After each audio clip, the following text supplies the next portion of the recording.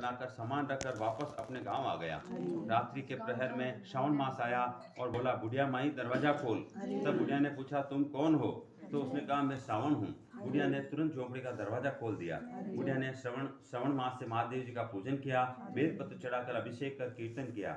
जाते समय श्रावण मास ने बुढ़िया की झोंपड़ी को एक लात मारी तो झोंपड़ी की एक दीवार सोने की हो गई। बाद में भाद्रपद मास आया और उसने भी दरवाजा खोलने को कहा। बुढ़िया ने खोला, सत्तू बनाकर कजरी तीज मनाई। भादवा भी जाते समय लात मार गया तो दूसरी दीवार भी हीरे की हो गई। फिर आसोज मास आया और उसने भी बुढ़िया को दरवाजा खोलने को कहा। बुढ़िया ने दरवाजा खोला और तर्पण कर श्राद्ध मनाया, ब्राह्मण भोजन कराया, नवरात्रा में माँ दुर्गा की स्थापना की, दशहरा मनाया। उसने भी लात मारी तो तीसरी दीवार भी सोने की हो गई। इन सब के बाद कार्तिक मास आया और उसने भी दरवाजा खोलने को कहा।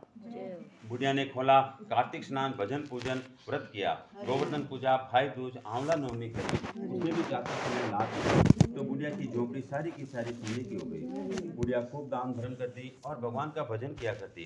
चातुर्मास पूर्ण होने पर बेटा अपनी माँ को लेने पुष्कर आया तो माँ और झोपड़ी को पहचान नहीं सका। वहाँ तो भगवान की कृपा से सारे ठाट बाट हो गए। उसने आसपास वालों से पूछा तो उन्होंने बताया कि बेटा माँ, ये तुम्हारी माँ है। बेटा माँ के पैरों में गिरकर बोला, माँ घर चलो, और वह सारा सामान गाड़ी में भरकर माँ को अपने घर ले आया। सास के ठाठ बात देखकर बहू के मन में जलन पैदा हो गई और उसने भी अपनी माँ को 4 मास के पुष्कर स्नान के लिए छोड़कर आने को कह दिया अपने पति से। वह अपनी सास को भी पुष्कर छोड़कर आ गया। श्रावण, भादवा, आसोज और कार्तिक सभी मास आए, लेकिन बहू की माँ ने कुछ भी नहीं किया। वह 4 समय खाती और दिन भर सोती। चतुर्मास ने जाते समय झोंपड़ी को एक लात मारी तो वह भी झोंपड़ी गिर गई और बहू की माँ को गधी की योनि में होना पड़ा। 4 माह बाद जमाई जब अपनी सास को लेने गया तो उसे न तो वह सास दिखाई दी न वह झोंपड़ी।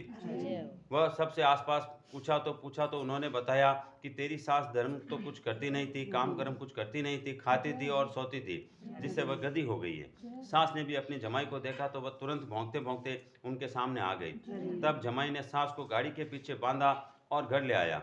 उसकी औरत ने पूछा कि मेरी माँ कहाँ है? तो उसने बताया कि गाड़ी के पीछे बंधी है। जिसकी जैसी करनी वैसी पड़नी। मेरी माँ भोली थी, तूने फलार की जगह जमीन के पोपड़े बांध दिए थे, वह फलार बन गए।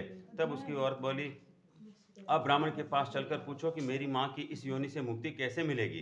तो ब्राह्मण बोला, तेरी सास जब स्नान करे उस पानी को लेकर अपनी माँ को स्नान करा दे तो वह इस योनि से छूट जाएगी।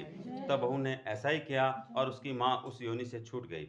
हे राधा दामोदर, भगवान जैसा तुमने लड़के की माँ को सब कुछ दिया वैसा सबको देना। कहानी कहने वाले, हुंकारा भरने वाले सबको। तुलसी जी की कहानी।